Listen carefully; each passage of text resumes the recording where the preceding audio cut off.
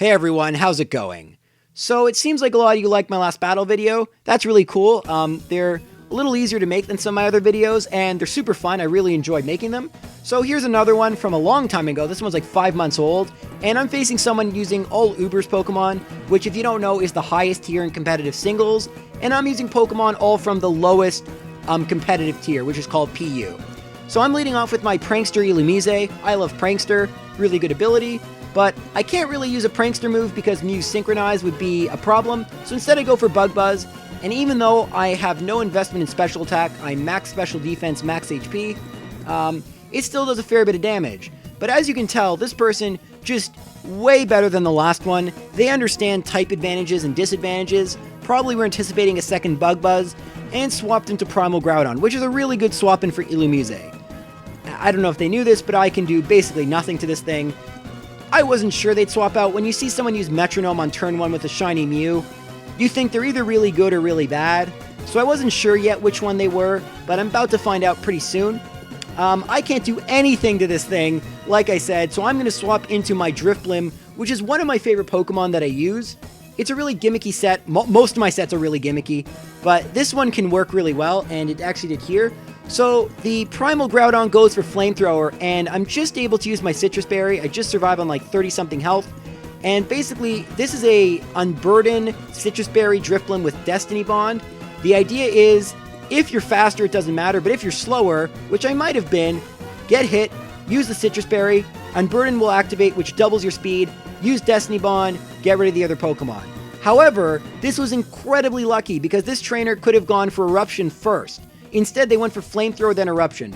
This raises so many questions, like why would you run either of those moves on Groudon? Maybe Eruption, but it's more of a physical attacker anyway. Second of all, fine, why would you run both? Like, what? And third of all, why wouldn't you use Eruption first? It would have done more damage. Eruption does more damage the more health it has. Groudon had enough health that it would have been way more powerful than Flamethrower.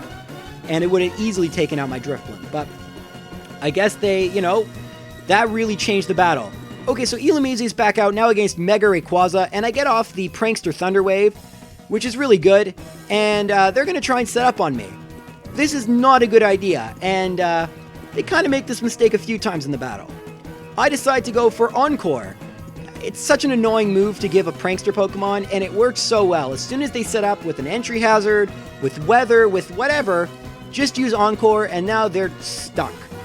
Encore plus Paralysis works really well too, because it pretty much guarantees you a favorable swap-in. Encore lasts, I believe it's 2 to 5 turns, so you get a free swap-in, and their speed used to be quartered back in Gen 6, or from Gen 1 to 6, I should say. So I get a really good swap-in, so I thought, with Articuno, but they may have thought I would do that, so they swap into this Arceus. Now, this is a completely hacked shiny Arceus with the contest ribbon. You cannot get a shiny Arceus with the moves this Pokemon has, and you'll see in a second what moves I'm talking about. But it goes for Judgment, and I had no idea what type this was. I can never tell, but once the Toxic doesn't affect it, plus the super effective Judgment, I know it's Steel type. And yeah, that's a bit of a problem. So, person also smart because this is good type balance. They also have a Primal Kyogre and a Sceptile, so their type distribution is pretty decent, I have to say, and Steel Arceus makes a lot of sense. It was a big problem, I'm not gonna lie.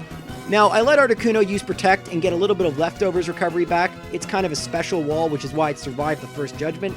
And then I swap into my Stunfisk, which is the gimmickiest set on my entire team, but it's so much fun to use. So it is max defense, max HP, bold nature with Assault Vest. So Assault Vest basically will give you a buff in special defense, but you can only use attacking moves. You wouldn't think that would work well for Stunfisk, but it makes it incredibly bulky. I went for the Earth Power. I didn't know if they'd swap, but once again, they anticipate the move and they swap. Although, probably Mega Rayquaza would have been a better swap. Doesn't matter. Sceptile's still pretty good.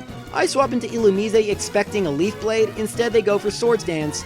And, yeah, you shouldn't have done that. Because, once again, Illumise is going to get off the Encore and lock them into Swords Dance.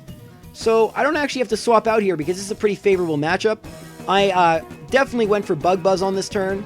And, obviously, they didn't like this matchup. Once again, showing their immense knowledge of basic Pokemon types.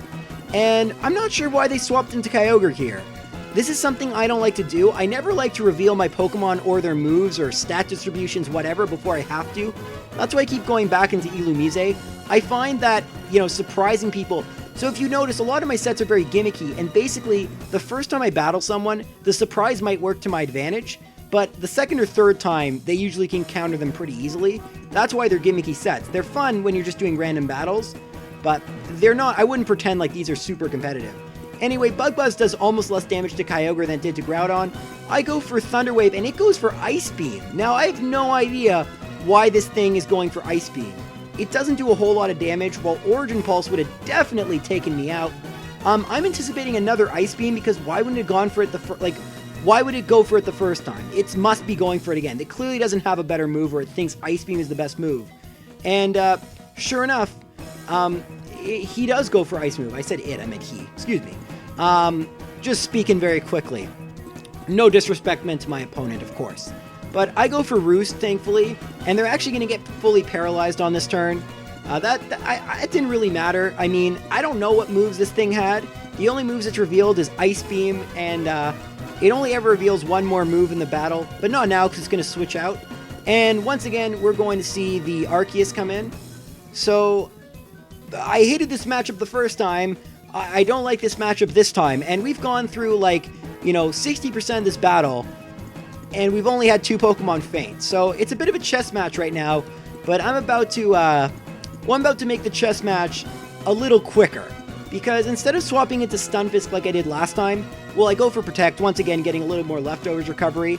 I do this because things like that, Blast Burn. So that's how I know this thing's not legitimate. There is an Arceus that came out that was shiny with Blast Burn and Hydro Cannon, but only in Japan, Taiwan, and Korea, so it can't have an English name. Anyway, once I see Blast Burn, I'm anticipating it's going to go for it again. This person has shown that they like to go for the same move multiple times, and so I anticipate it going to my camera up, and it crits, so it does a fair bit of damage. I get off Stealth Rocks. Now, this camera up set has changed, because I now run it with, I believe it's the Pasho Berry, the one that resists water. It's really fun. You get hit by a water move, they think it's going to faint, but it doesn't. Now, I'm not running it clearly this time, and yeah, Hydro Cannon is going to take out my camera up, but it's going to have to recharge, and that allows my Stunfisk some revenge. So Stunfisk goes for Earth Power. For whatever reason, they decide to leave their Arceus in. I guess with the Stealth Rocks, they don't want to keep switching back and forth. That's exactly, why I laid down the Stealth Rocks. I really didn't like that they kept swapping out Pokemon. It was really drawing this battle out, and I knew that the only way I'd win is by trying to go after each Pokemon with a favorable matchup. I would have the ability to swap, and they wouldn't. So that's why Stealth Rocks are really overpowered. I go for Discharge on turn 3.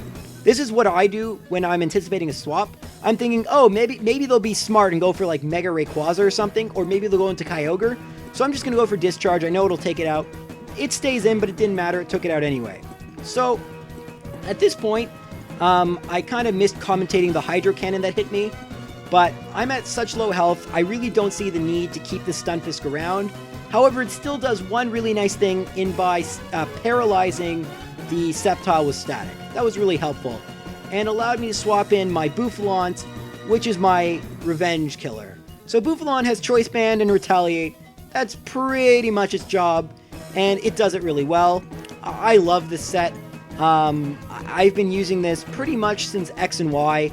It's a ton of fun, and the Mew comes back out. Now, I actually didn't swap here. They might have thought I was going to, but I thought with a Choice Band, even without the boost to Retaliate, so Retaliate doubles if you had a Pokemon faint the turn before.